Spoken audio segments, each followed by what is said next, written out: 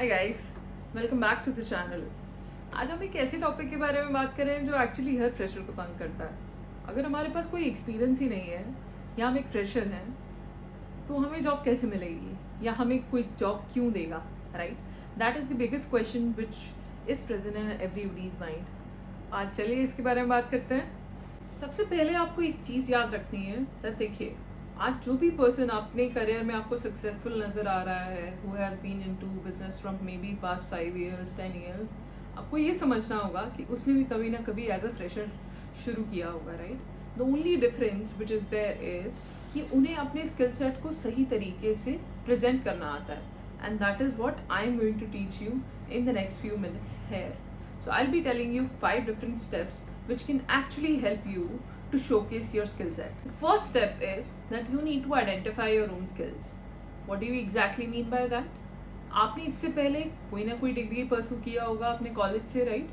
तो जो भी चीज़ें या जो भी काम आपने वहाँ पर किए हैं, आप उनको स्किल्स के तरीके से पेश करते हैं. लेट्स अज्यूम अगर किसी ने कोई ब्लॉग लिखा है तो ऑब्वियसली उनके कम्युनिकेशन स्किल्स बहुत अच्छे होंगे, राइट? अगर किसी ने कोई फेस्ट ऑर्गेनाइज किया है तो उनके प्रोजेक्ट मैनेजमेंट स्किल्स बहुत अच्छे होंगे. इस तरीके से जो भी काम आपने अपने कॉलेज में या जो भी रिस्पॉन्सिबिलिटी आपने अपने कॉलेज में हैंडल की है, आपको उससे अलाइनिंग एक स्किल आइडेंटिफाई करना पड़ेगा खुद से. Now coming to the second step. देखिए, आपको हमेशा एक चीज़ याद रखनी है कि एक्सपीरियंस शोकेस करने के लिए हमें एक फुल टाइम अपॉर्चुनिटी की ज़रूरत नहीं है. लेट्स अज्यूम मेरे पास कोई फुल टाइम रोल नहीं है, तो I can do internships as well, right? किस तरीके के internships? Internships are basically of 2 types. First and foremost जो अनपेड होगी, सेकेंडली जो पेड होगी. इनिशियली अगर आपको इन दोनों में से कोई भी मिलती है तो मेरे हिसाब से आपको वो परस्यू करनी चाहिए, क्योंकि वो इंटर्नशिप आप अपने रिज्यूमे में आगे चल के मेंशन कर सकते हैं. The certifications which you will be pursuing, right, they also play a major role. आपको कुछ रीसेंट सर्टिफिकेशंस करने पड़ेंगे and so that you can mention it in your resume, right? इसके अलावा जो प्रोजेक्ट्स और कोर्स वर्क आपने अपनी डिग्री के दौरान किया है, आप वो कोर्सेज और वो प्रोजेक्ट वर्क भी अपनी सीवी पे शो कर सकते हैं. Ultimately the feeling which you have to give to the recruiter और to the employer who is going to hire you is that you are a proactive player. आप कुछ initiative लेना जानते हैं एंड आपको पहले से बहुत सारी चीज़ें करनी आती हैं. तीसरा and the most important point वो ये होगा कि आप एक रिज्यूमे मत यूज़ करिए हर जॉब प्रोफाइल पे अप्लाई करने के लिए. देखिए, हर जॉब अलग है, तो जो सीवी आप यूज़ कर रहे हैं वो एक जनरिक नहीं हो सकता हर जॉब के लिए अप्लाई करने के लिए. आपको सबसे पहले जो भी जॉब के लिए अप्लाई करना है उसका जॉब डिस्क्रिप्शन पढ़ना है. उसमें कुछ कुछ कीवर्ड्स मेंशन होते हैं. अगर आप खुद कीवर्ड्स नहीं आइडेंटिफाई कर पा रहे हैं तो मे बी आप चैट जीपीटी से पूछ लीजिए, या ग्रॉक से पूछ लीजिए, या क्लॉड से पूछ लीजिए, या परप्लेक्सिटी से पूछ लीजिए. With all the help of these AIs आप उसमें से कुछ कीवर्ड्स आइडेंटिफाई करते हैं. अगर वो कीवर्ड्स आपके सीवी में ऑलरेडी प्रेजेंट हैं, the chances of you getting selected for that role would be much higher. इसके अलावा एक और चीज़ आपको याद रखनी है. देखिए, mostly freshers what they do is वो 2 पेजर या 3 पेजर रिज्यूमे बना देते हैं. I would suggest you just have to use a single pager resume. The simple reason behind that is I have been into HR from quite a few years. I've been hiring for Big Four, KPMG, Max, Tata Capital, right? देखिए, हम जब इतने सारे CVs on a everyday basis review करते हैं तो मेरे पास hardly 6 से 7 सेकेंड्स होते हैं एक CV को रिव्यू करने के लिए या स्क्रीन करने के लिए बेसिकली. तो अगर आपका CV ऑलरेडी इतना लेंदी होगा, I won't take that much effort so as to review it. You get it? तो आपको रिक्रूटर्स की लाइफ थोड़ी इजी बनानी पड़ेगी so that they take the initiative to review your CV for a particular profile. Now coming to the fourth step would obviously be networking. देखिए, just like if you can see behind I have my LinkedIn profile. Why LinkedIn is important?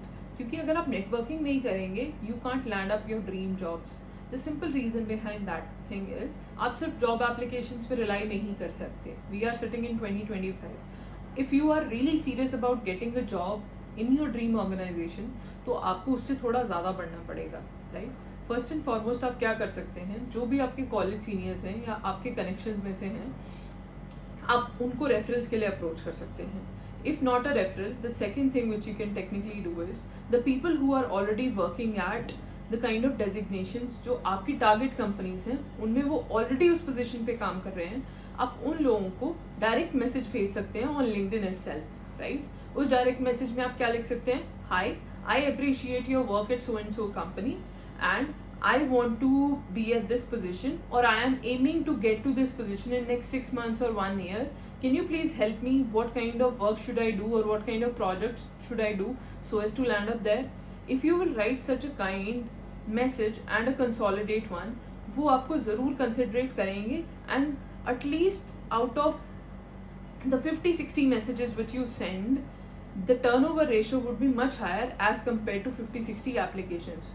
तो बजाय कि आप 60 job applications करें, I would say आप 60 लोगों को message कीजिए, क्योंकि उससे आपको और जल्दी जॉब मिलने के चांसेस बढ़ जाएंगे। Coming to the fifth step which is interview preparation. आपको थोड़ा प्रेप करके इंटरव्यू में बैठना है। ऐसा नहीं दैट ब्लैंक आप किसी भी इंटरव्यू में चले गए। सबसे पहले आप कंपनी के बारे में रिसर्च कीजिए, सेकेंडली आप रोल के बारे में रिसर्च कीजिए जिस रोल के लिए आप अप्लाई कर रहे हैं, एंड आफ्टर दैट अगर आपसे कोई भी क्वेश्चन पूछा जाता है आप उसका आंसर स्टार अप्रोच में दीजिए। स्टार अप्रोच आप इजीली गूगल कर सकते हैं, आपको पता लग जाएगा।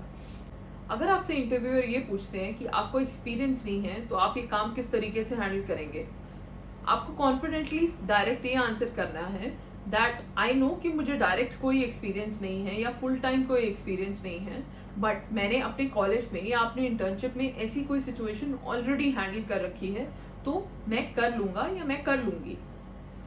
And last but not the least is mindset. Why mindset is important? देखिए, अभी right now it's just the start of your career, right. तो अभी जितने भी रिजेक्शंस आपको मिलेंगे या जितने भी नो मिलेंगे वो समहाउ आपको सही रास्ते पे अलाइन करेंगे सो that you land up in your dream organisations.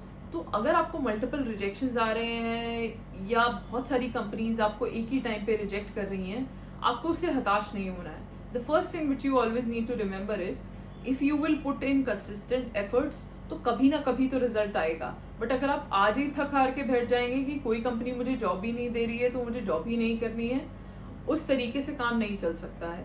तो you always have to keep a positive mindset while you are applying for multiple job opportunities. अगर आपको ये वीडियो अच्छा लगा हो तो लाइक ज़रूर करिए, सब्सक्राइब ज़रूर करिए, and in the comments please mention मुझे अगली वीडियो किस स्टेप पर बनानी चाहिए स्पेसिफिकली, या किस टॉपिक पर बनानी चाहिए। And if you want to get in direct touch with me, you can obviously DM me on my LinkedIn account, which is by the name Khanak Arodya. And remember another thing, which is ये सिर्फ शुरुआत है, अभी आगे बहुत रास्ता बाकी है। Keep learning, keep growing till then. Bye bye.